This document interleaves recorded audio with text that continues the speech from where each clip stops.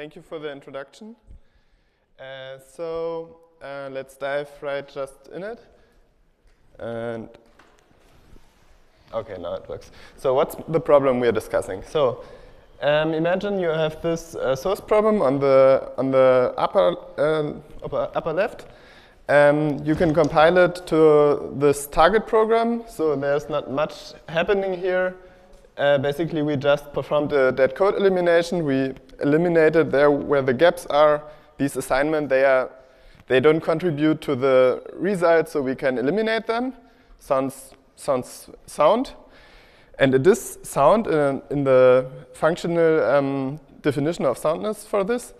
But the problem now arises that if we are talking about security, maybe there are some side effects that are not considered by the functional specification of the language. So maybe this will not be secure anymore. For this example, we will use a simple example leakage model where the public rights here to the uppercase letters, so X in this case, will be leaked and are observable to some attacker. And non-interference in this example just means don't leak the secret A. So we are branching on A, and we don't want the attacker to observe that. And yeah, that's all you need to know about non-interference for this talk. So now let's go through the source traces. So basically, if we step through it, we have here a leakage event, and here one on one side, but not on the other, here on the other trace. And finally, we are at the end of the trace, and so if we just look at the sequence of leakage events, which is what we do in this leakage model, we see it's secure. They are the same sequences of leakage events. Now, in the target, however, if we do this, we see two different kinds of leakage events, so it's not secure. So is this the case in general? Well, no, there are examples where you can do such an optimization. So let's look at this different example. We can easily see that the source traces are, again, secure with our definition. And in this case, actually, although we have eliminated leakage events, so we did actually change the observations, but we did it on both target traces basically in the same way. So we have again, the same sequence of leakage events, and so the example is actually securely compiled. Now, what is the goal of this research? Basically, we want to dive into how we can ensure that if we have indistinguishability of the source traces for some leakage model, that we also have the same thing on the target. As we have seen, this is not in general the case, but we want to see what are the gaps here, what do we need to know to ensure this. And we will derive a proof technique to ensure this on the way. There is some existing work on this, which is quite influential also on our approach, but I don't have time to go into it at all. So I'll just say why they work for what they are trying to do. Both, for different reasons, cannot handle this example. That's all I can say for now about that. So how do we solve it?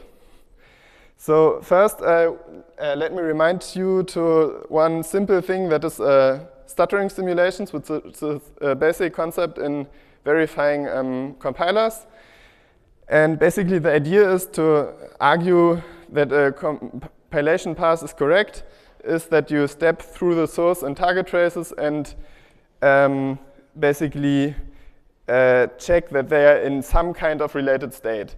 You have to define what related means, but in this case, it's kind of obvious which are the related states here. But you have to notice here, we are actually doing one stop on the source, but not on the target. So sometimes they don't step like synchronously. And that makes it more complicated because you have to specify when this is the case. This is usually done with a function that we call sync step. And then there's another issue. We cannot allow this function to basically stall forever on the target trace, because then we would never get to the end of the trace. And this is guaranteed by the function called max stall and some condition between them. And in the literature, this is often also called a decreasing measure. So what we want to do now is we want to generalize this to any number of traces, because we are basically, in the end, we want to argue about 4 traces. And to make this like a nice mathematical structure, we basically abstract it to any number of k traces. And there we have a sync step function, which is defined defines the steps per trace on any trace. And max stall does the same also on any trace. And basically, this diagram shows the related states that you're able to express with that. And it has the advantage, in contrast to the stuttering simulation used in the literature usually, that it is symmetric, because we don't have a difference between source and target traces. It's just any trace is specified in the same way. And there is this thing that we can recombine it. And what that means, that is what I'm showing you now. So basically, for our goal, we now go to the parts that we need to prove indistinguishability on the target traces. And we start with the thing that we had first, the indistinguishability on the source. Basically, this is, you have seen that already. It's just the simulation here. And we know that there are some states are related because we have the same observations at that point. Now, additionally, we can see here, we can annotate our source code with something we call local leakage transformers. And these basically say what happens to the leakage that is here when it's compiled to the target. And we have annotated it here. And then we need to show that we have some kind of simulation, which is similar to the stuttering simulation before, because it's from source to target, between those and the target. So we basically have to show that these annotations are actually sound, so that the leakage is transformed in the way that we annotate it to be transformed. So in this case, RM nodes means that the leakage is eliminated, and ID means that we have the same leakage in the target trace. So we have this for the yellow and the green trace, but we also have it for the other two. And now these traces here on the top, they are the same. So the two reds and the two yellow ones. So we can merge them and make one diagram out of this. And then we additionally have to argue that these local leakage transformers, I told you before, that they are actually the same. And we can check that. They are actually.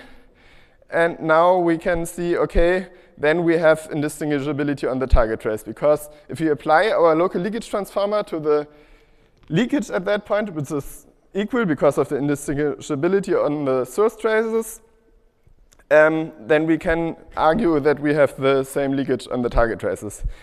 And these gray areas basically are just to show you that this is basically what the K simulation is, with which we have realized this. So internally, we basically have these two simulations, which we combine to a 4 simulation, which is denoted by this these frames. So finally, we can come to a conclusion.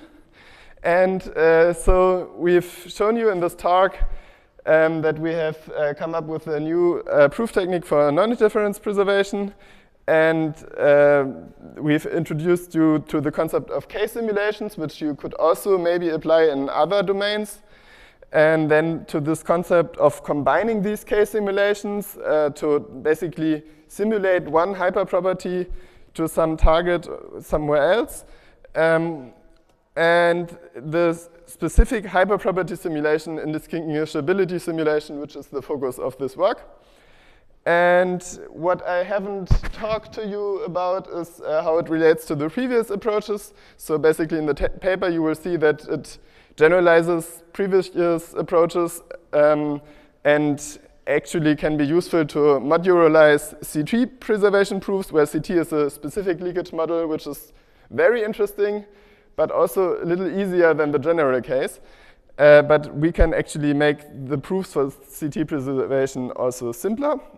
And then there's Nifty, which is a framework to basically fix a broken optimization. So we have that code elimination example at the beginning, and what we do is we basically have the means to change the optimizations in such a way that it only does this optimization when it is secure to do that. And yeah, that basically, I have some time to talk about this. Actually, basically what it does is that it combines, if you are going through this branch here, basically at the end it checks whether we have the same trace of local leakage transformers. And if they are the same, we leave it at that. And if not, we have to use some fallback path. That's basically what Nifty does. And all of this is formalized in Rocq. And yes, so now I'm done with the talk. One final note. I will finish my PhD very soon. So if you have any internship or postdoc available, please let me know. And so that's it. Thank you all for listening. For the talk. We have time for some questions.